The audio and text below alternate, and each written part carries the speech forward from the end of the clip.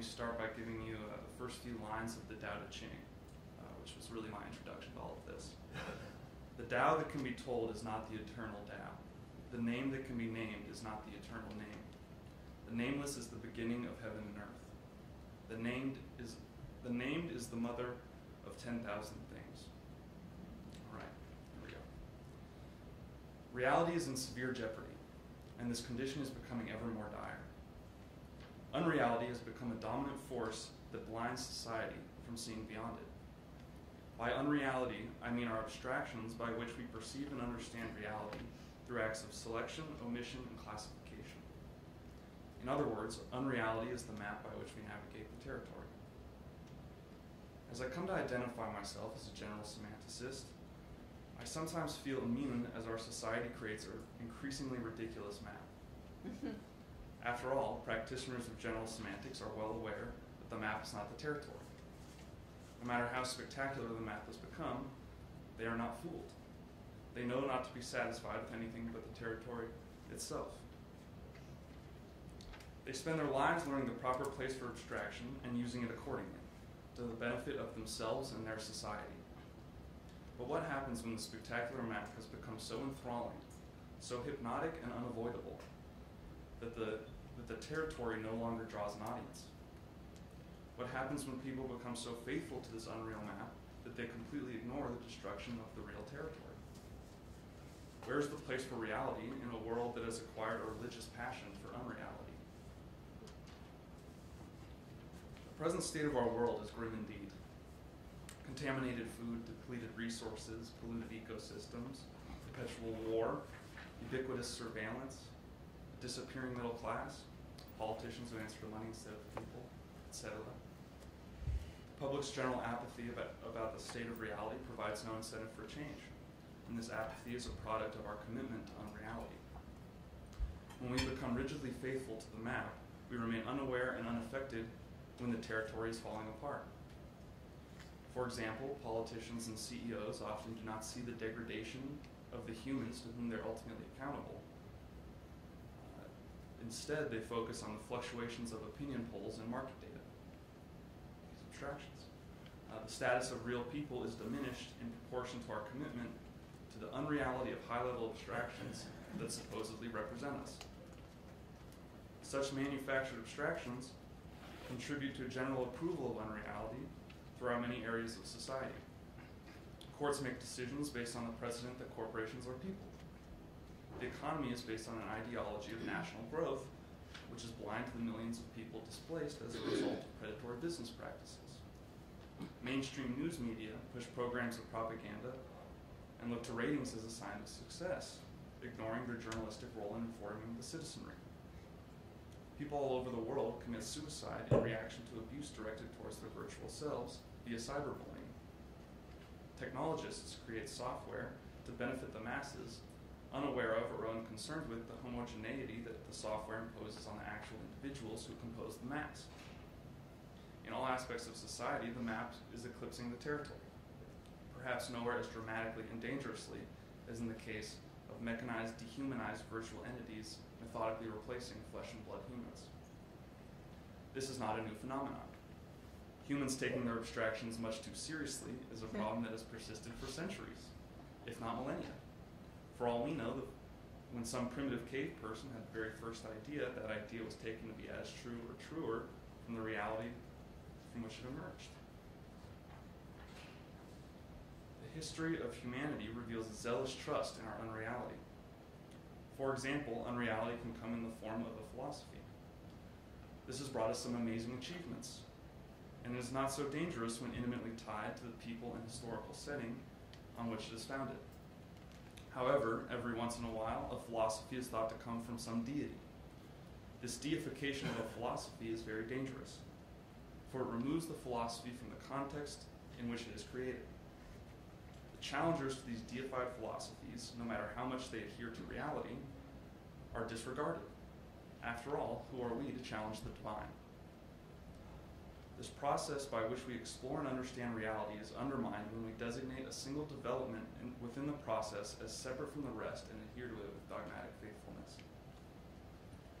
To Today, our society relates to technological progress in just this way.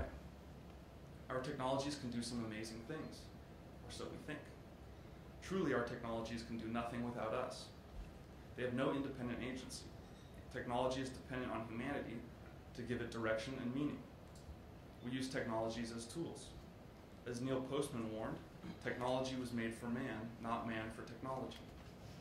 However, we seem to have forgotten these roles. This trend emerged at least far back as the mid-19th century, when Emerson was already aware that things are in the saddle and ride mankind.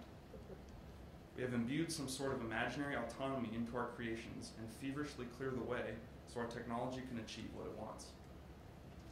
These illusory desires of our technologies are merely the reflections of our technological thought world programmed into the machinery.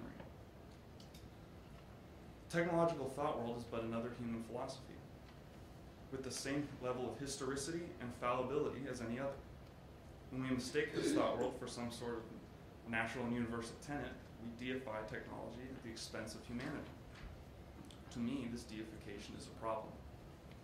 If one is aware that the map is not the territory, it seems intuitive that any digital replication of a human cannot be that person itself. As our technology improves, we are able to create stronger and faster computers. Some technologists predict that we will surpass the processing power of the human brain before the end of the 21st century. However, even if we attain sufficient computing power, we can never technologically reproduce a human. To say that we could is to make the assumption that we understand all aspects of ourselves.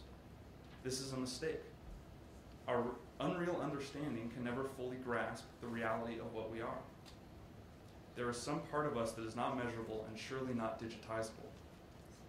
Nevertheless, a large strain of thought among these programmers and technicians who develop our technologies, and therefore our future, runs contrary to the idea that our reality cannot be fully understood.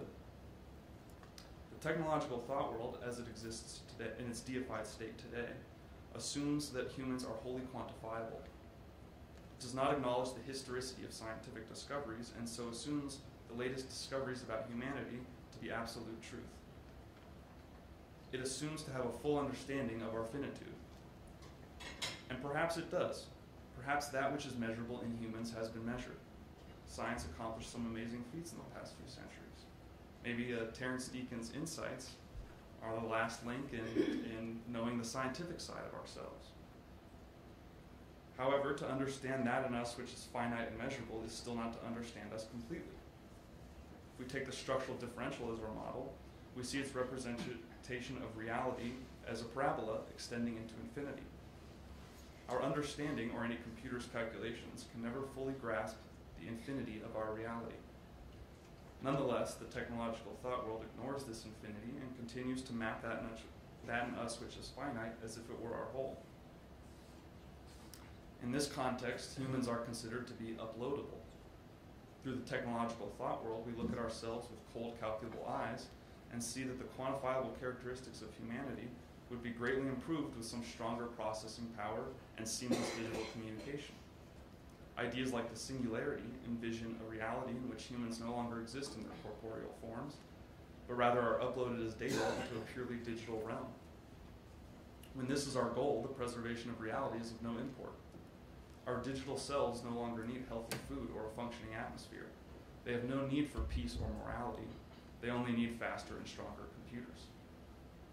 Our society's unexamined worship of a technological thought world renders our planet less fit for genuine human habitation with each passing day. Nonetheless, I believe we still have the power to stand up and salvage this world for the living, to reclaim reality from the cruel clutches of unreality. And who better to do this than general semanticists? For nearly a century, practitioners of general semantics have considered the inability of the map to accurately represent the territory, and have therefore understood better than most what is lost when people relegate themselves to the realm of the unreal. They have applied the principles of general semantics to the way they manage their lives, and have tried to share these ideas with those around them. They have encountered and struggled against the barriers we all have to overcoming our obsession with unreality. It is in light of such a tradition that I am proud to join the ranks and extend the legacy of general semantics. And I believe that we current general semanticists are perfectly positioned to be at the forefront of the change needed to secure a future for humanity. Today, this is where we are needed most.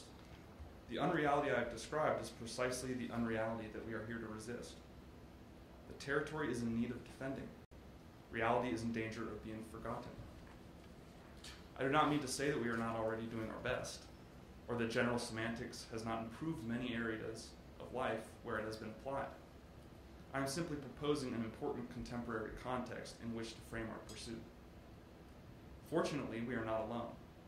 Plenty of organizations endeavor to preserve natural ecosystems, curb the continuation of cyberbullying, oppose the hegemony of mainstream media, close the income gap, detach money from politics, prevent the exploitation of peripheral countries, even something as simple as using stone paper notepads.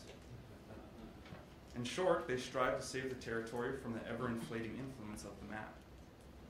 I suggest we join forces with these movements to help them articulate the true origin of their plight, to help them break the unreality that clouds society's vision.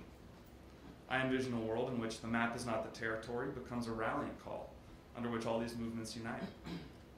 The technological thought world has advanced unchecked for too long. If we allow the progression of the map to continue without any concern for its adherence to the territory, we may be risking the very existence of our relationship with reality. It is time we put an end to the reign of unreality. Thank you.